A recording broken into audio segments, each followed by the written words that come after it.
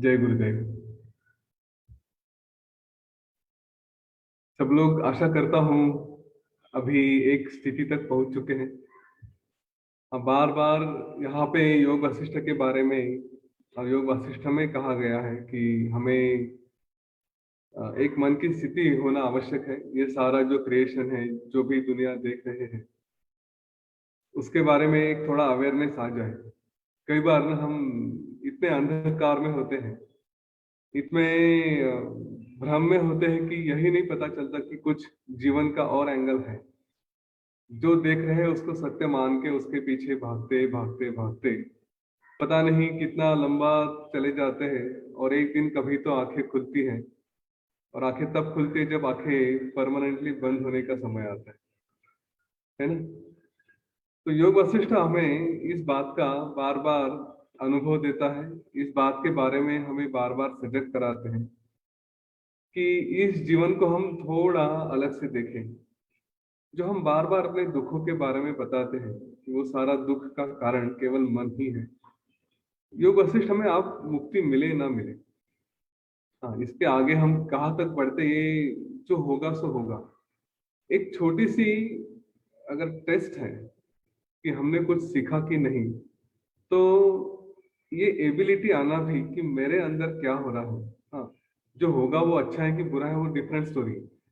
कुछ लोग बोलते हैं कि आप मन की स्थिति कैसे है, उसको अगर आपकी मन की स्थिति अच्छी है तो आपने समझ लिया कि हाँ चलो, कुछ सीखा योग वशिष्ठ से। तो ये बातें थोड़े आगे की हैं। इतना भी अवेयरनेस अगर आ जाता है कि मेरे मन में क्या हो रहा है, इतना भी अवेयरनेस अगर आता है, तो भी मैं कहूंगा कि योग वशिष्ठ का सक्सेस काफी हद तक है। क्योंकि जब वो अवेयरनेस आता है तब हम तुरंत अलर्ट भी होते हैं कि अरे कुछ तो हो रहा है, और जो हो रहा है उसको देखना, ऑब्जर्व करते हैं। और ये जो देखने का काम है अपने आप को, ये एक चौकीदार जैसे है कि जहाँ पे नौटी बच्चे आके खेल मस्ती करते हैं, और अगर वो चौकीदार सिर्फ देखने लगा तो भी वो भाग जाते हैं। उसको किसी के पीछे भागने की आवश्यकता नहीं, उसे सिर्फ देखना है।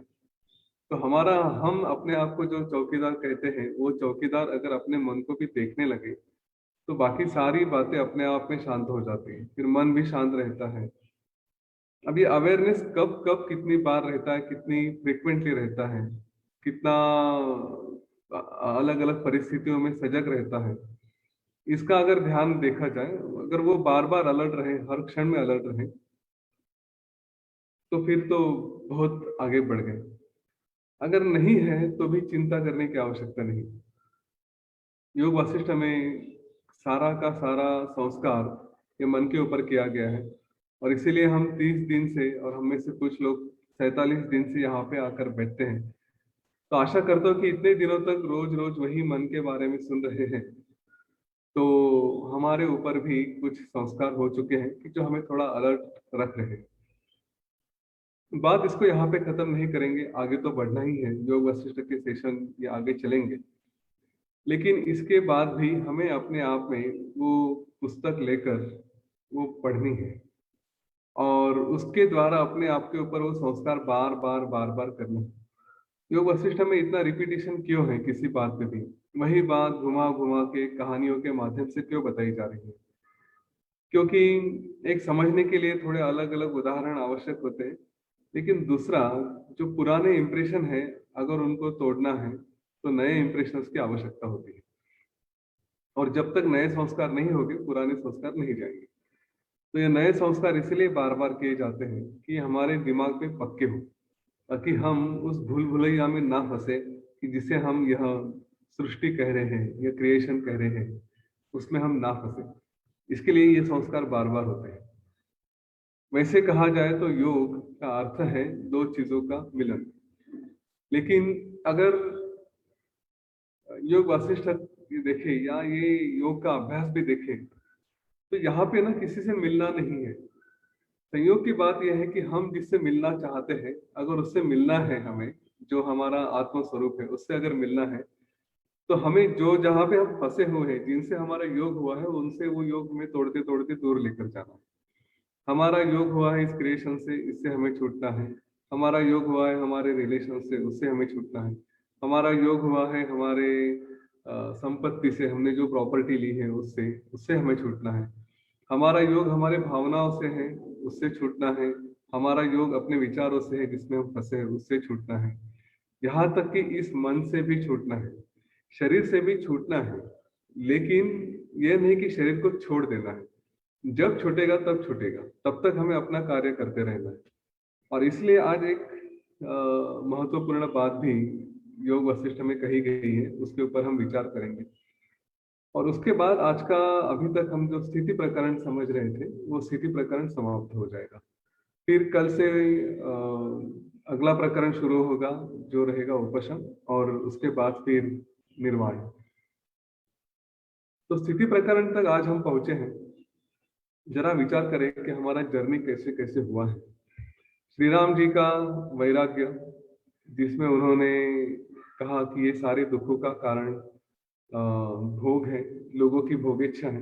उनको लगता है कि आनंद और मुक्ति ये कुछ प्राप्त करने में है, और वो प्राप्त करते करते ये समझ में आता है कि वो कभी प्राप्त जिसको करना है वो समाप्त ही नहीं होता।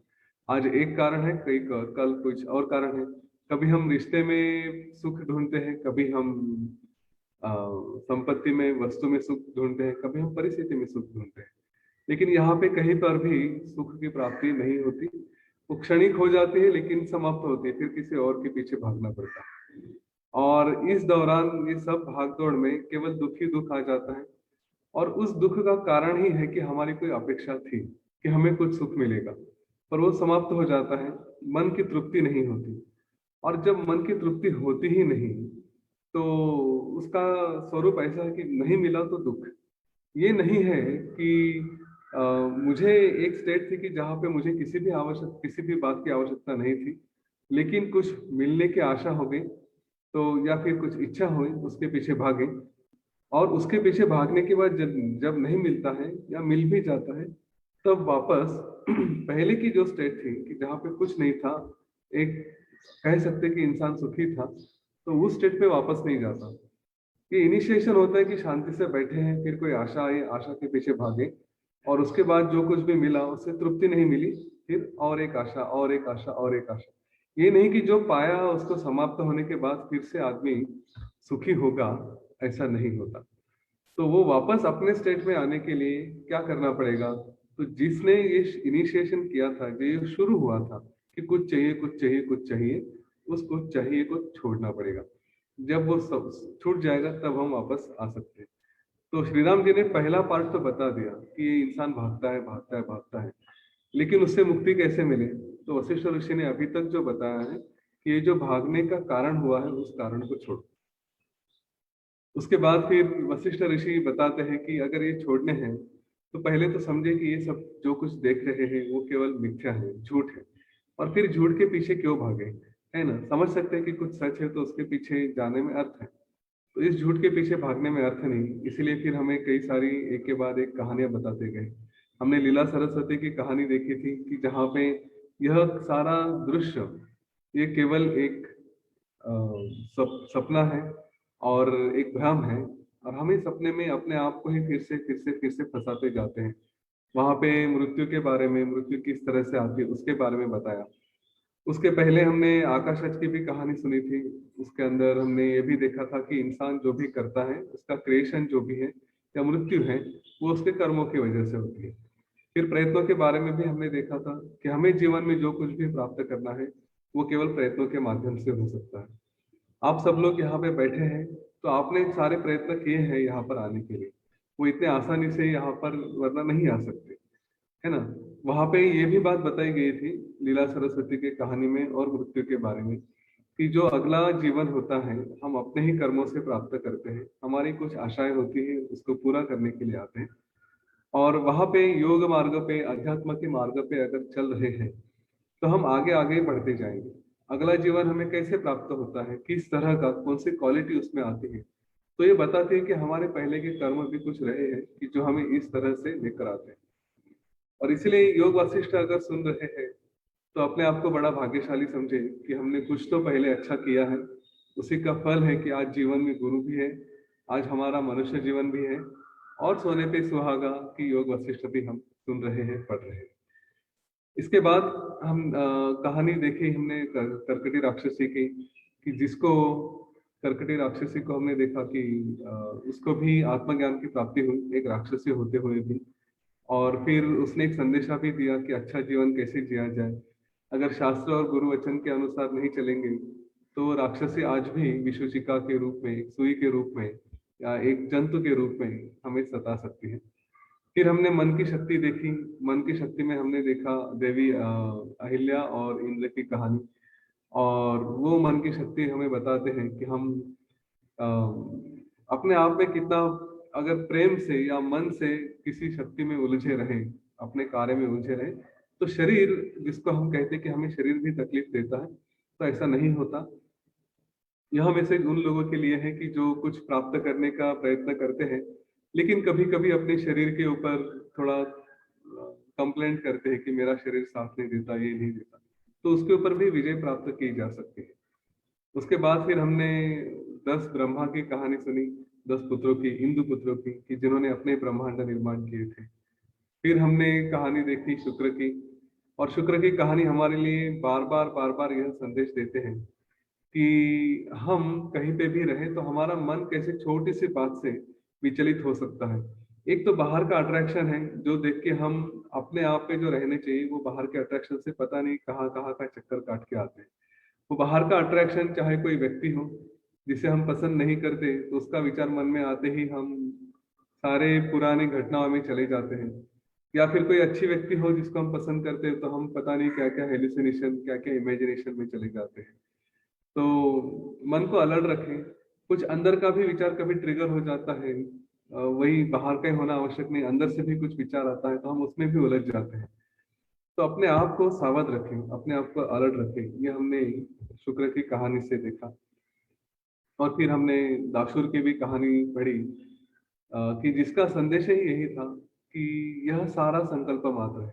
हम जो भी देख रहे हैं हमारे संकल्प से, हमारे विचारों से ही, कि हम, मुझे ये चाहिए, मुझे ये देखना है, ये सब करना है, ये केवल हमारा मन ही सब कुछ लेकर आता है।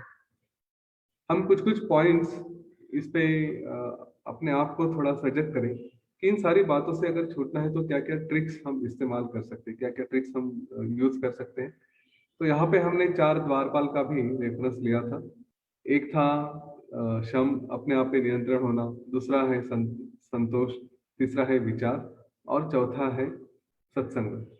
तो पहले 3, क्षमा, संतोष और विचार, ये तो अंदर से आते हैं, इसके लिए संस्कार होने आवश्यक है, वो धीरे धीरे आ जाएंगे।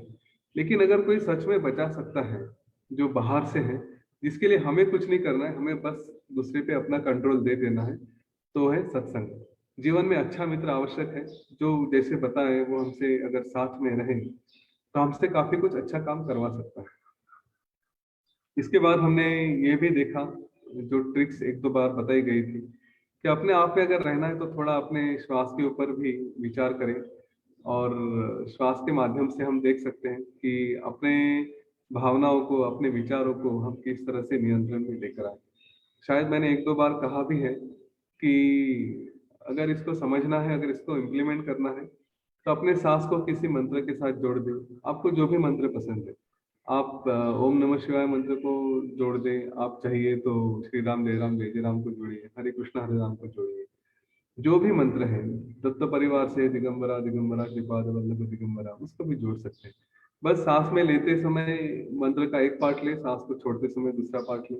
वो भी ध्यान नहीं रहा तो मन ही मन में कंटिन्यूअसली वो मंत्र का चैंटिंग करते रहो। ये सारे मंत्र ऐसे हैं कि जिनके लिए कुछ पवित्र अपवित्र ऐसा कोई भी बंधन नहीं है। हाँ, गुरुदेव ने दिए हैं, और अगर इसका उपयोग करें तो हमारे मन विचार ये धीरे धीरे धीरे धीरे शांत हो जाते हैं। कुछ समय के बाद इसका हमें अनुभव आने लगता है कि मन में जब भी विचार आने शुरू होते हैं, कुछ निगेटिव विचार आने शुरू होते हैं, कुछ होता है, तो तुरंत हमारा मन ही अपने आप को एक अलर्ट कर देता है कि छोड़ो उसको और मंत्र का चैंटिंग। तो अपने ही मन में जब ये मंत्र शुरू हो जाते हैं तो नेचुरली मन की अवस्था शांत होती है। एक बात को देखें, योग वशिष्ठ ये प्रैक्टिकल ग्रंथ है। यह आपको सारा बताएगा आत्मज्ञान ये वो, लेकिन साथ ही में पैरेलली हमें इस सृष्टि में, इस जीवन में जब तक हम इसको झूठ पूरी तरह से नहीं समझते तब तक इसको जीना है, और इसको जीने के लिए यहाँ पे काफी अच्छे कीज दिए, काफी अच्छे मंत्र दिए, और उनका उपयोग हमें करते रहना है। एंड ऑफ द डे मैं ये कहूंगा कि किसका जीवन कैसे है यह वही तय करता है, उसकी मन की अवस्था तय करती है। यहाँ पे कल हम एक योग वशिष्ठ का एक पोर्शन पढ़ रहे थे, वहां पे वो रेफरेंस आया था, बहुत आगे जाके निर्वाण प्रकरण में है, लेकिन उसके बारे में आज बोलना चाहूंगा क्योंकि हम मन के बारे में बात कर रहे हैं। चाहे एक व्यक्ति पूरी फ्रीडम से जिधर चाहे उधर जा सकते, घूम सकते, सब कुछ है, और दूसरी व्यक्ति है कि जो जेल में सड़ रही है, लेकिन अगर दोनों की मन की अवस्था यह रही कि मैं जहां पे भी हूँ आनंद में हूँ, तो उसका जीवन सफल है। बाकी लोग क्या देखते हैं उससे कोई फर्क नहीं पड़ता। आप अपने मन की अवस्था कैसे रखते हैं, इसी से आप आनंद है या नहीं है ये देखा जाएगा। कोई मर्सिडीज में घूम रहा है लेकिन बीमार है, मन में चिड़चिड़ है, रोग है, तकलीफ हो रही है, रोग भी नहीं है लेकिन मन अशांत है, तो उसको सुखी नहीं कहा जा सकता। और कोई रास्ते से चल रहा है लेकिन अपने मस्ती में है, आनंद में है, उसको बाहर की किसी चीज की जरूरत नहीं है। भगवान ने सबके लिए खाने का इंतजाम करके रखा है, खाने का प्रबंध करके रखा है, तो बस पेट भर रहा है और अपने मस्ती में आनंद में है। तो उसकी परिभाषा ही है कि ना उसको मर्सिडीज चाहिए, ना उसको कोई सुख चाहिए, ना स्त्री चाहिए, ना पुरुष चाहिए, ना कुछ नहीं चाहिए। भोग की अपेक्षा ही नहीं है और वो मस्ती में जी रहा है, और वैसे ही जीते जीते एक दिन आयुष्य खत्म हो जाएगा, जीवन समाप्त हो जाएगा। तो कहेंगे तो आदमी तो मस्ती जिया ना, उसके एंगल से अगर देखा जाए तो वो सबसे सुखी है। तो ये जो सुख की परिभाषा है, हमारा जीवन कैसे रहे, इस जीवन को आनंदी कैसे रखें, ये केवल हम और हम ही तय करेंगे। दूसरों से कंपेयर करेंगे, उसके पास मर्सिडीज है मेरे पास नहीं है, यह अगर करते जाएंगे तो फंस जाएंगे। तो यहाँ से आज आगे बढ़ते हैं स्थिति प्रकरण में। स्थिति के बारे में वशिष्ठ ऋषि कहते कि अभी तक इतना सब समझा, सब देखा, तो यह देखे कि ये केवल संकल्प मात्र ही है। दाशुर की कहानी ही इसीलिए बताई गई थी कि ये सारा जीवन जिसको हम देख रहे हैं, जिसको हम कहते कि ये है करके, तो ये केवल संकल्प मात्र है। इसके बारे में कहीं भी क्रिएशन हुआ है या नहीं हुआ है, ये हमारे जैसे लोगों को पता नहीं क्या हुआ है क्या नहीं हुआ।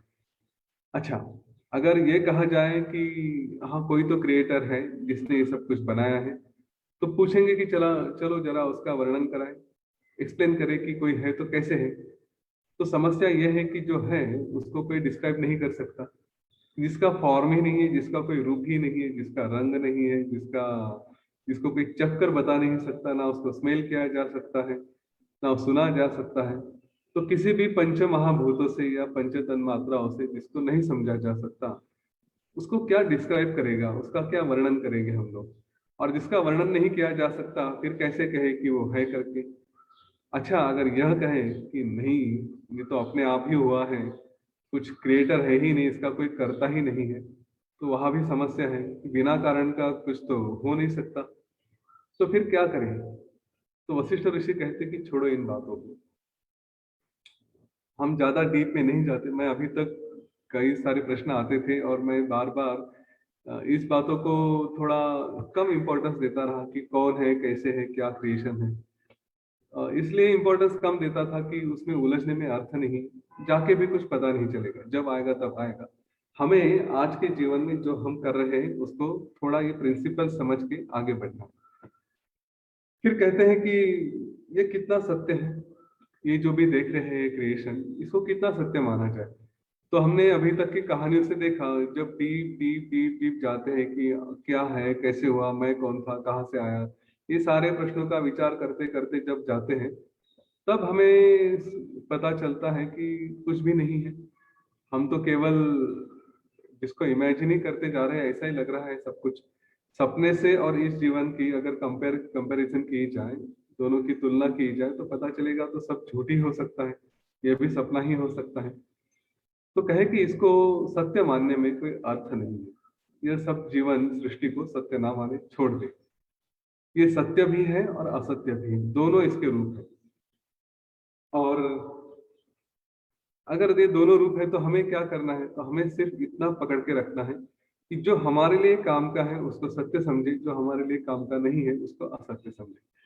अगर इसको आज के परिभाषा में हमें अपने जीवन के लिए उपयोग में लेकर आना है, तो थोड़ा अलर्ट रहे कि जो बातें हमें सता रही हैं और जो मन के लेवल पे है उसको असत्य करके छोड़ दें। ठीक है। और जो बातें हमें लगती है कि ये जीवन के बारे में नॉलेज है, ये उपयोग है, ये आगे लेकर जाएगा, उसको सत्य समझे।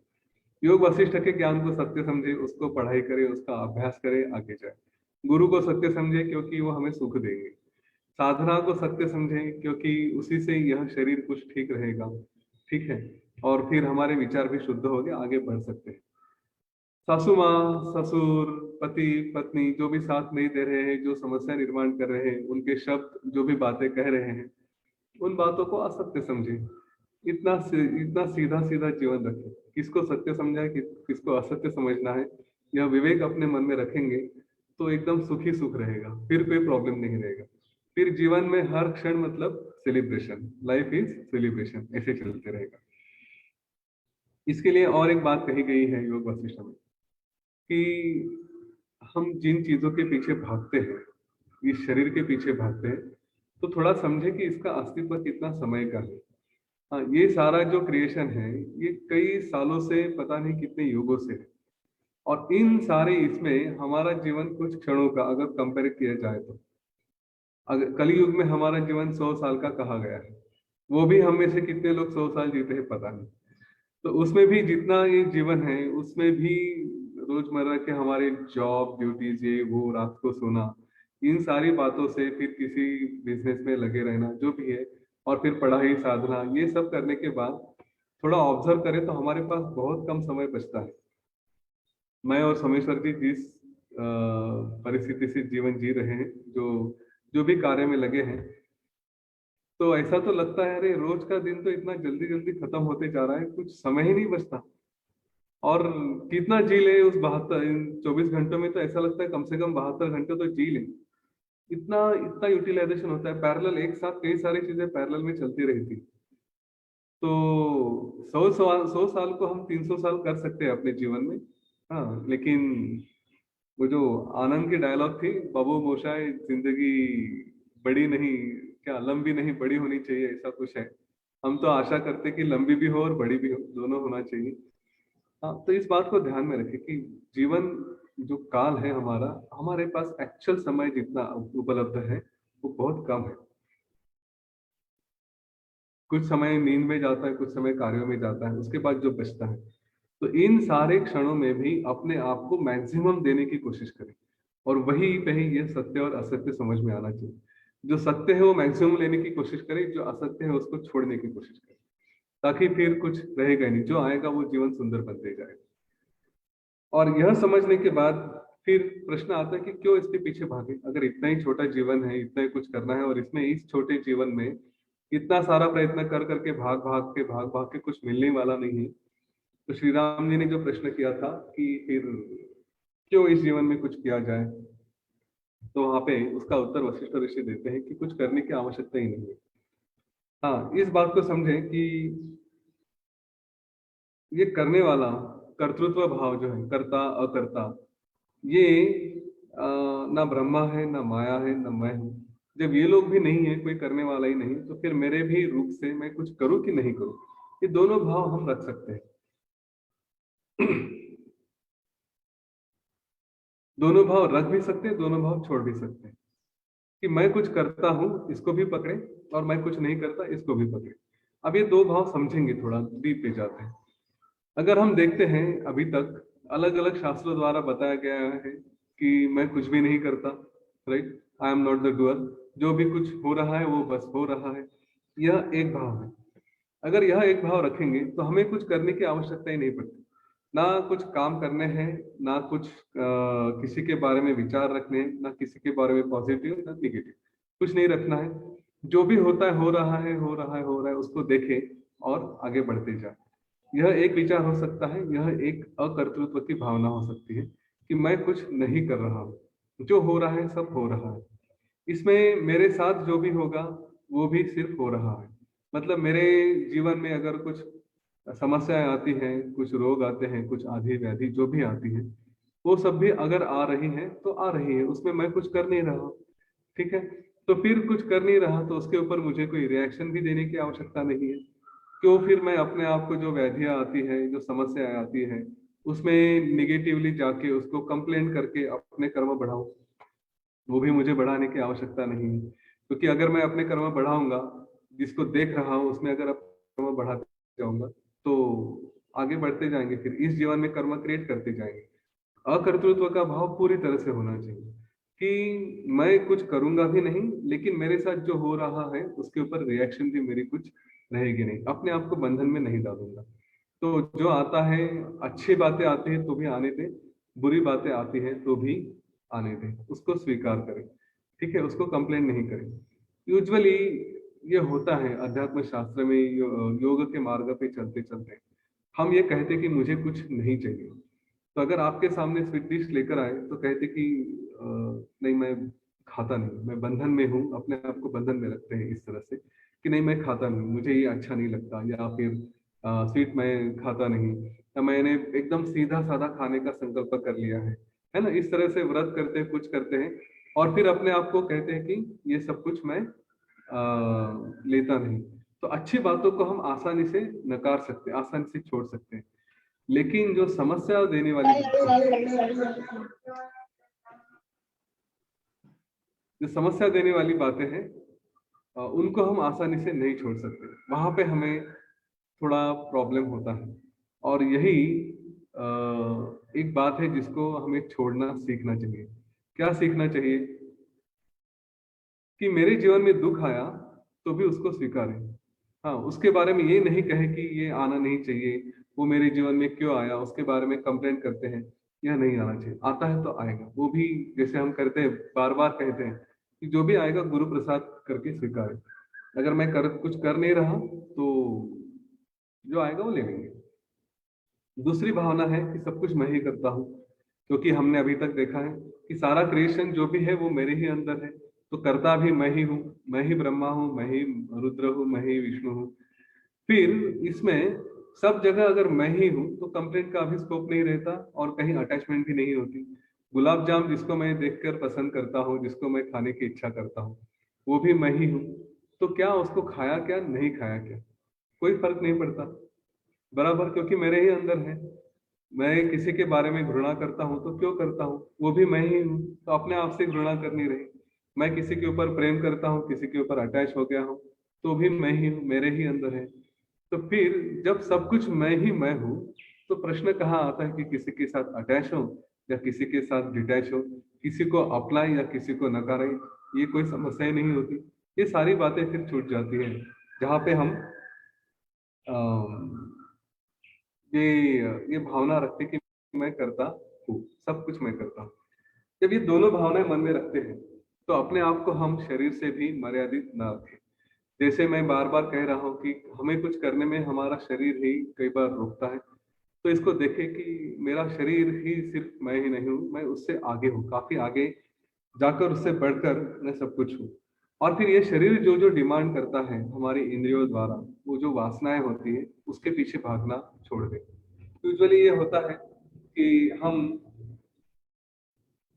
अपने कुछ इच्छाओं को पूरी करने के लिए, और वो भी कई बार शरीर के लेवल पे होती है, ओरिजिनेशन उसका जो शुरुआत होती है मन से होती है कि मेरे शरीर को सुख देना चाहिए, मेरी जीवा को सुख देना चाहिए इसलिए कुछ खाओ, त्वचा को उसकी सुख देना है इसलिए किसी को स्पर्श करो। ये सारे जो हैं, इस शरीर को हम मर्यादित रखते हैं, उसकी वजह से हम वासनाओं के पीछे भागते हैं और वही दुख देते हैं। इसे छूटने का मार्ग एक ही है कि अपने आप में आत्म स्वरूप में रहे। हम आत्म स्वरूप छोड़कर बाहर की दुनिया में भागते रहते हैं और इसलिए फंसते हैं। यहाँ पे यह बात जब समझ में आएगी कि सारा सुख अंदर है, बाहर नहीं है, हाँ, तो फिर बाहर अटैच नहीं होंगे। और वशिष्ठ ऋषि ये जब सारा स्थिति प्रकरण अभी कंक्लूड करते हैं, उस समय ये कहते हैं कि श्री राम जी, मैंने हर दिशा में, दसों दिशा में मैं गया हूँ, हमें पता है वशिष्ठ ऋषि का संचार सब जगह है। इतना ही सारी दुनिया देखने के बाद मुझे एक बात समझ में आ गई कि जो अध्यात्म के मार्ग पे चलने वाले, वहां पे डटे रहने वाले लोग, और जिन्हें सचमुच आत्म सुख मिला है, ऐसे लोग केवल मुट्ठी भर है। ये पूरी क्रिएशन में बहुत कम लोग हैं कि जो इस राह पे चलते हैं और इस राह पे आत्म सुख उनको प्राप्त होता है या उस वहां पे प्राप्त होकर रुके हैं। ऐसे बहुत कम लोग हैं। जहाँ पे भाई देखा है हमने, तो सारे लोग ये सुखों के पीछे भागते रहते हैं, भोगों के पीछे भागते रहते हैं और दुख में ही रहते हैं। इसीलिए फिर से अपने आप की पीठ थपथपाए कि आप एक अच्छे मार्ग पे हैं, जहाँ पे सर्टिफिकेट मिल चुका है कि ऐसे लोग बहुत कम हैं। हाँ, अपने आप को सचमुच भाग्यशाली समझे। उन्होंने कहा है कि मूर्ख इस दुनिया में बहुत है, विपर्याय और ऐसी बातों में जाने वाले, जिन्होंने विषय के पीछे भागा है, ऐसे बहुत हैं। आत्म साक्षात्कार के पीछे जाने वाले, उसका अभ्यास करने वाले लोग बहुत कम हैं। और इस परम पद का अधिकारी कौन है? सचमुच कौन है कि जिसको यह सब मिल सकता है? ज्ञान को किसको मिल सकता है? तो हम सब अधिकारी हैं। ऑलरेडी सुन रहे हैं, इसलिए हम अधिकारी हैं। हमको पहले ही मुमुक्ष व्यवहार में ही बताया गया था, साधु संग है जीवन में, तो हम अधिकारी हैं। तो कहते हैं कि जिसने यह समझ लिया कि जीवन में सिर्फ भोग भोग और भोग ही है, उसी के पीछे भागना है, जिसने यह समझ लिया कि इसके पीछे भागने में अर्थ नहीं है, उसको छोड़े और अपने तरफ इनवर्ड जाए, अपने अंदर जाने का प्रयत्न करे, वो इस परम सुख का, परम पद का अधिकारी है। उसको ही यह सुख मिल सकता है। कभी भी अपने जीवन में काल को ना भूलें। वशिष्ठ ऋषि श्री राम जी को बताते हैं कि इस बात का हमेशा ध्यान रखें कि जो भी जीवन में हो रहा है वो सब समाप्त हो सकता है, और वो कभी भी समाप्त हो सकता है। तो यह हमें एक तरह से इस बात का अवेयर करे कि अगर हम किसी के पीछे मन में क्रोध लेकर या प्रेम लेकर अटैच हो रहे हैं, किसी वस्तु के पीछे, व्यक्ति के पीछे अगर हम चल रहे हैं, तो इस बात का ध्यान रखें कि ये सब समाप्त होने वाला है। उससे इतना भी अटैच ना हो कि हम समाप्त हो सकते हैं, वो समाप्त हो सकता है, परिस्थिति समाप्त हो सकती है। कई बार मैंने सुना है, मेरे पास मैसेजेस भी आते हैं कि इतने दुख है, इतनी बातें हैं, ऐसा है वैसा है। तो यह अवेयरनेस, यह सब समाप्त होने वाला ही, एक ना एक दिन सब मिट्टी में मिल जाएगा। अगर यह बात हमें ध्यान में रही तो हम फिर उसमें अटैच नहीं होंगे। यह भी बात समझ ले कि अगर हमें जीवन में कुछ दुख है तो वो भी समाप्त ही होने वाले हैं, ये परमानेंट नहीं है। हमारा अस्तित्व इस शरीर से लेके आगे, जैसे अभी आज बताया था, काफी पूरा क्रिएशन जब से है तब से हमारा अस्तित्व है, सब जगह है। और अगर यह अस्तित्व हमारा इतना बड़ा है, तो इस जीवन में जो भी दुख आ रहे हैं इस क्षण में, वो आज नहीं कल समाप्त हो जाएंगे। इसलिए उसके बारे में कंप्लेंट ना करें। और जो सुख है वो भी समाप्त होने वाले हैं, इसलिए उसमें ज्यादा चढ़े नहीं। अपोजिट वैल्यूज आर कॉम्प्लीमेंट्री का पॉइंट अगर हमें याद है तो यही है, क्या, कि सुख और दुख ये दोनों कभी ना कभी जाएंगे। एक दूसरे को पूरक होते हैं, आते जाते रहते हैं, लेकिन ये कभी ना कभी समाप्त होने वाले हैं। इसलिए ना सुख में खड्डे में घुस जाए और ना दुख में। और अगर सुख आता है तो एकदम उछलकर आगे बढ़ने की भी आवश्यकता नहीं है, क्योंकि इनका टाइम लिमिटेड है। तो क्या करें जब यह है? तो जैसे मैंने आज बताया कि जीवन में तो भागदौड़ रहती है, तो हर क्षण प्रयत्न करें कि हम सच्चास्त्र, हाँ, अच्छे शास्त्रों का अभ्यास करें, अपने आप पे विचार करें। कोई ज्ञानी गुरु हमारे जीवन में लेकर आए। वैसे तो गुरु ही हमें पकड़ते हैं, लेकिन हमारा थोड़ा प्रयत्न होना चाहिए। तो जीवन में अच्छे गुरु रहें, जिनको शरण जाए वो हमें अच्छे मार्ग पर लेकर जाएंगे। कोई भी कर्म करें तो उस कर्म को केवल हो रहा है, केवल कर रहे हैं, इस दृष्टि से देखें। उसके पीछे फल की आशा ना करें कि इसमें मुझे कोई फल आएगी, क्योंकि फल में जाएंगे तो फिर उसमें फंस जाएंगे। हाँ, any act that we do, don't expect any fruits. जो भी होगा बस आएगा, करना है करना है। दोनों में से कोई भी एक भाव पकड़े, मैं सब कुछ करता हूँ या मैं कुछ भी नहीं करता हूँ, कुछ भी करें, दोनों में से हम लेकर जा सकते हैं। जो ज्ञानी होते हैं वो इन सुखों के पीछे भागते नहीं। उन्हें तो यहाँ तक पता है कि सत्यलोक है, ब्रह्मलोक है, जो भी ये सारे लोक है, स्वर्ग भी है, ये सारे कल्पांत में समाप्त हो जाएंगे। फिर से नया कल्प, फिर से जीवन, फिर से ये सारा क्रिएशन हो सकता है। तो वो तो अपने आप को मुक्ति का ही मार्ग पकड़ते हैं कि कल्प के बाद भी, कल्पांत के बाद भी, प्रलय के बाद भी हमें कुछ भी रहना नहीं, किसी बात की प्राप्ति ही नहीं है। तो ना यह लोग चाहिए ना वो लोग चाहिए। मुक्ति का असली कारण देखिए, शुरुआत तो यहाँ से होती है कि मुझे सत्यलोक में जाना है, या मुझे स्वर्ग में जाना है, या फिर मुझे यहाँ से छूटना है। ये बंधन से मुक्ति का मार्ग हम ढूंढते रहते हैं। लेकिन इस बात को अगर समझे कि जब सब कुछ टोटल फ्रीडम ही फ्रीडम है, तो फिर ये जो बंधन की परिभाषा है वो भी नहीं रहती। कोई बंधन ही नहीं तो कोई मुक्ति भी नहीं रहती, है ना। तो यहाँ पे ज्ञानी लोग हैं, वो किसी बात की आशा भी नहीं करते, वो इवन मुक्ति की भी आशा नहीं करते, पर हमें करनी पड़ेगी क्योंकि हम मुक्त नहीं हुए। तो उस अवस्था तक जाते जाते जाते जाते धीरे धीरे ऐसी स्थिति आती है, वो जो एक जिसको मेम्ब्रेन कहेंगे, कि एक लेवल से दूसरे लेवल तक जब जाते हैं, तो इस बाउंड्री पे वो सिचुएशन चली जाती है कि अभी मुक्ति की भी आशा नहीं है, वो भी कोई परिभाषा ही नहीं होती, मुक्ति भी छूट जाती है। तो ना किसी सत्यलोक की अपेक्षा है, ना ब्रह्मलोक की अपेक्षा है, कुछ नहीं। और एक श्लोक के साथ यह आज का सत्र हम समाप्त करेंगे, स्थिति प्रकरण में समाप्त करेंगे। वशिष्ठ ऋषि एकदम एंड में यह कहते हैं कि कच गाथा, जो है गुरु का पुत्र, बृहस्पति का पुत्र, उसके बारे में बताते हैं कि वो अपने ध्यान में थे, और ध्यान में रहते रहते रहते एक समय कभी तो उनकी आंखें खुली। तो आंखें खुलने के बाद उन्होंने सब देखा, तो उन्हें केवल दिव्य प्रकाश ही प्रकाश दिखा। ना उस प्रकाश में कोई वस्तु दिखी, ना व्यक्ति दिखी, बस केवल प्रकाश था, कुछ भी नहीं दिखाई दे रहा था। तो उन्हें यह साक्षात्कार हो गया कि अरे, जो देख रहा हूँ वो तो केवल प्रकाश है, तो यह सब केवल मेरा ही स्वरूप है, मैं आत्म स्वरूप में ही हूँ। फिर उनके मन से, उनके मुख से यह श्लोक निकला कि किम करोति क्व गच्छति। क्या करना है, कहाँ जाना है। किम करोति क्व गच्छति, किम गृह्णामि त्यजति किम, कि मुझे चाहिए भी क्या, किम गृह्णामि, क्या चाहूं, क्या ले लूं, और क्या छोड़ूं। हाँ, किम करोति क्वम गच्छति, किम गृह्णाति त्यजति किम, आत्मना पूरितम विश्वम महाकल्पम गुना यथा। मेरा अभी जो दुनिया में जैसे देख रहा हूँ, जैसे सब कुछ जब कल्पांत होता है, जब सब समाप्त होता है, उस समय जैसा सब कुछ पानी से भर जाता है, ऐसा कहते हैं कि सब कुछ जलमय होता है उस समय।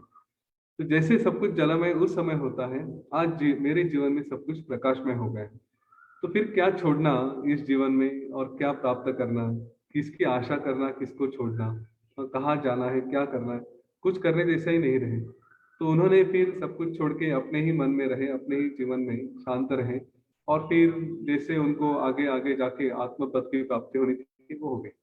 यहाँ पे स्थिति प्रकरण समाप्त होता है। हम भी यहाँ मैसेज ले लें कि कुछ करते हैं, कुछ कहीं जाते हैं, तो केवल एक कार्य है, इसलिए करना है। उसके पीछे फल की अपेक्षा, भाग दौड़, ये सारी बातें छोड़ दें।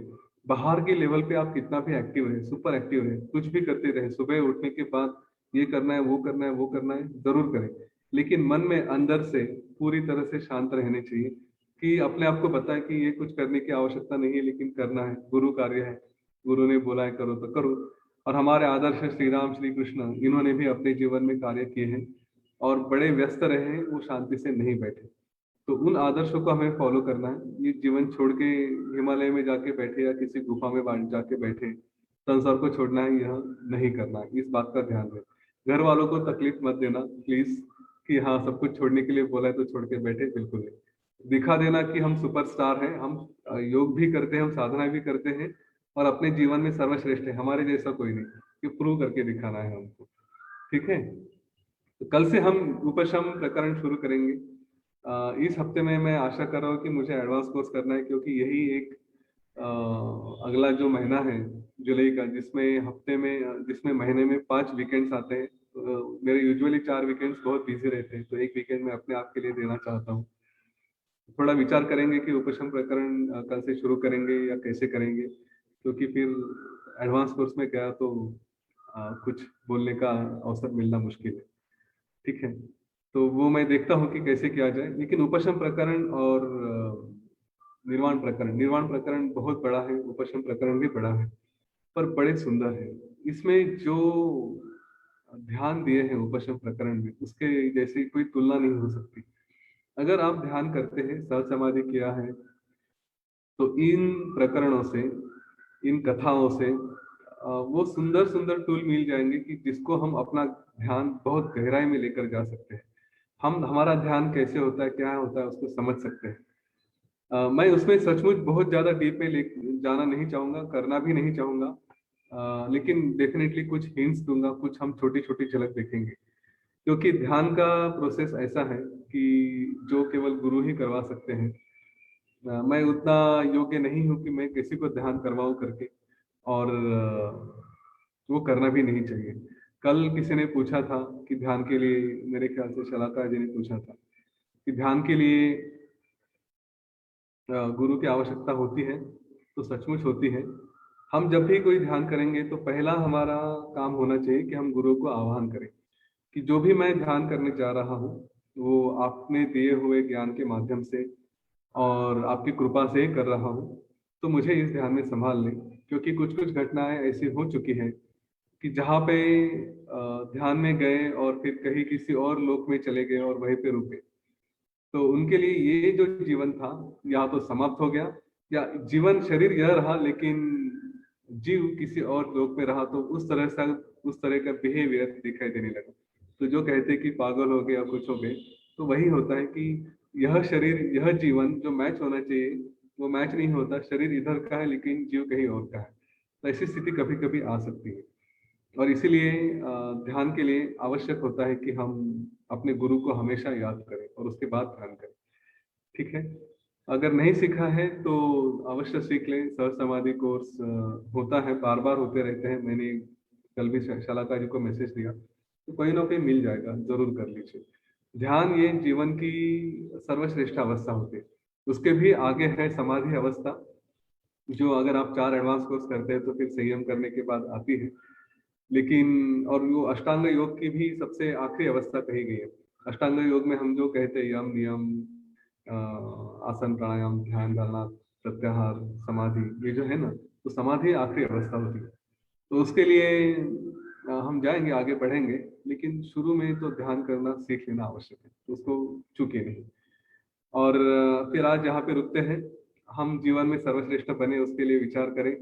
ठीक है। एक्शन में रहना है, सुपर एक्शन में रहना है, लेकिन अंदर से एकदम सुपर शांत रहना है, इस बात का ध्यान रखें। यहाँ पे रुकेंगे, फिर कल मिलते हैं। जय गुरुदेव।